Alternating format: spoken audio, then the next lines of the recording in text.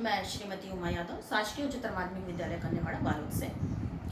आज हम अवकाश ग्रहण में टॉपिक लेंगे संपत्तियों एवं दायित्वों का पुनर्मूल्यांकन। साझेदार के अवकाश ग्रहण करने पर संपत्ति एवं दायित्वों का पुनर्मूल्यांकन करते समय साझेदारी संलेख की व्यवस्थाओं का पालन किया जाना चाहिए। साझेदारी संलेख में सारे रूल्स हमारे लिखे होते हैं, नियम और शर्तें।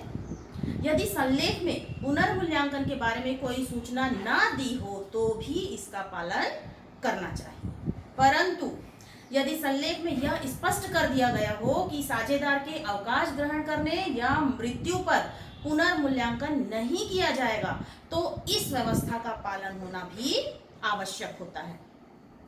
पुनर्मूल्यांकन से होने वाले लाभ या हानि को साझेदारों के लाभालाभ अनुपात में बांटना चाहिए और जो संपत्ति और दायित्व होते हैं उन्हें नए मूल्यों पर चिट्ठे में दिखाना चाहिए।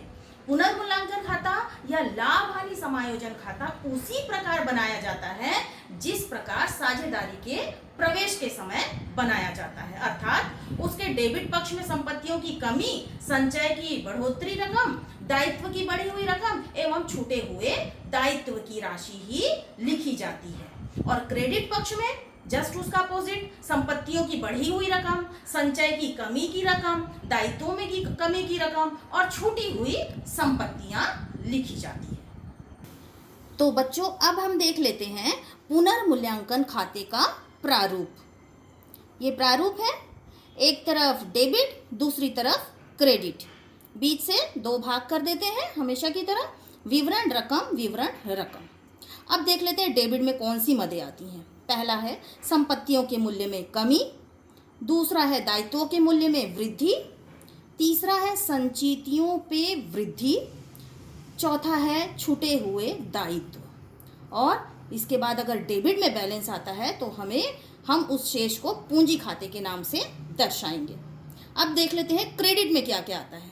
क्रेडिट के पक्ष में आता है संपत्तियों के मूल्य में वृद्धि, दायित्वों के मूल्य में कमी, संचितियों में कमी, छूटी हुई संपत्तियां और जो अगर क्रेडिट में बैलेंस आएगा तो उसे हम पूंजी खाते के नाम से दर्शाएंगे। अब अंतर जो है किसी एक साइड ही आएगा, चाहे डेबिट हो चाहे क्रेडिट हो।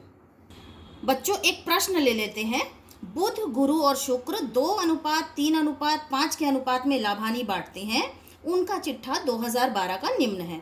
एक तरफ दायित्व दिया है, रकम दिया है, संपत्ति दिया है, रकम दिया है। अब देख लीजिए, नीचे दिया है 1 जनवरी 2013 को शुक्र अवकाश ग्रहण करता है, पुनर्मूल्यांकन खाता बनाइए, नीचे समायोजन दिए हुए हैं। अब हम इस सवाल को बना लेते हैं। समायोजन भी दिया हुआ है, इधर दायित्व और संपत्ति भी दिया है। चलिए इसको हम सॉल्व कर लेते हैं। बच्चों, ये क्वेश्चन आप नोट कर लीजिए और या तो फिर ये नवबोध की बुक का उदाहरण नंबर 14 है। सबसे पहले हम इसे हल करते हैं। हमें बनाना है, सवाल में बोला गया है पुनर्मूल्यांकन खाता बनाइए, तो आप सबसे पहले डाल दीजिए पुनर्मूल्यांकन खाता।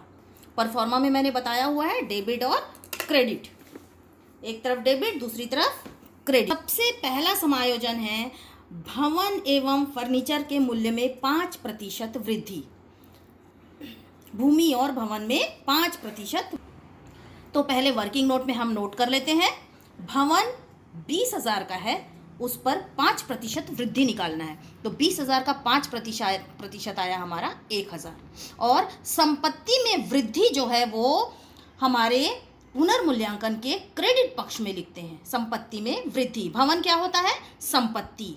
अब निकालना है हमको फर्नीचर पर 5% वृद्धि, वर्किंग नोट में आ जाएंगे।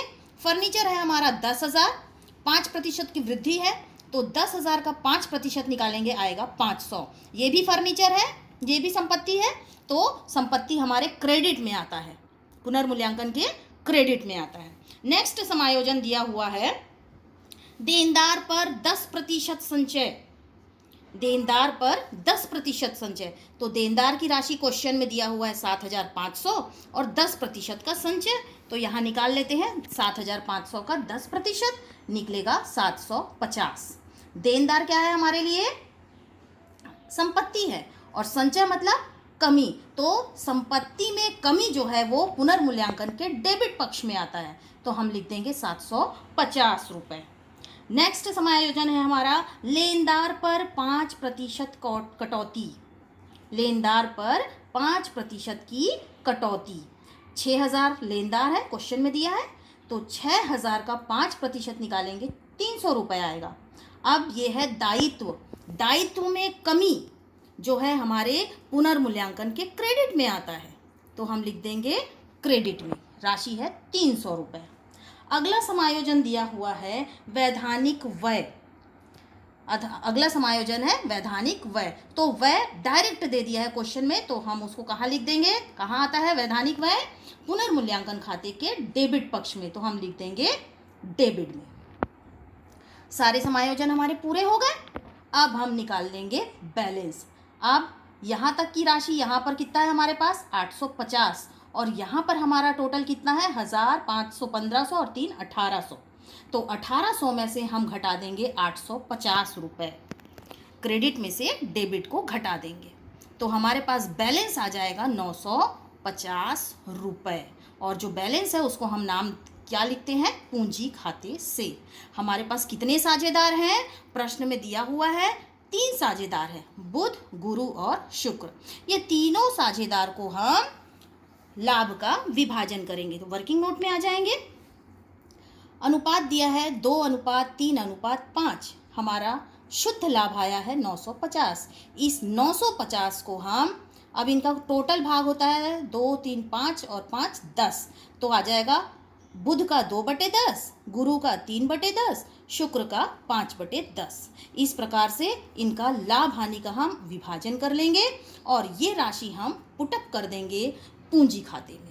तो बुध का आया 190, गुरु का आया 285 रुपये, शुक्र का आया 475। इन तीनों का टोटल करेंगे तो राशि हमारी आती है 950 रुपये। अब ये तीनों का टोटल करेंगे तो डेबिट का भी टोटल हमारे क्रेडिट के टोटल के बराबर आ जाएगा, और इसे हम 2 लाइन से बंद कर देंगे। आई होप बच्चों आपको क्वेश्चन समझ में आ गया होगा। इसके आधार पर आप नवबोध के क्वेश्चन नंबर 25 से लेके 28 तक के क्वेश्चन आप सारे इसी के आधार पर सॉल्व कर सकते हो, जिसमें आपको पुनर्मूल्यांकन खाता और पूंजी खाता बनाने को कहा गया है। पूंजी खाता जो पहले हम बना रहे थे वही फॉर्मेट से बनेगा, तो बच्चों आप उसके आधार पर सारे सवाल बनाइएगा। Thank you.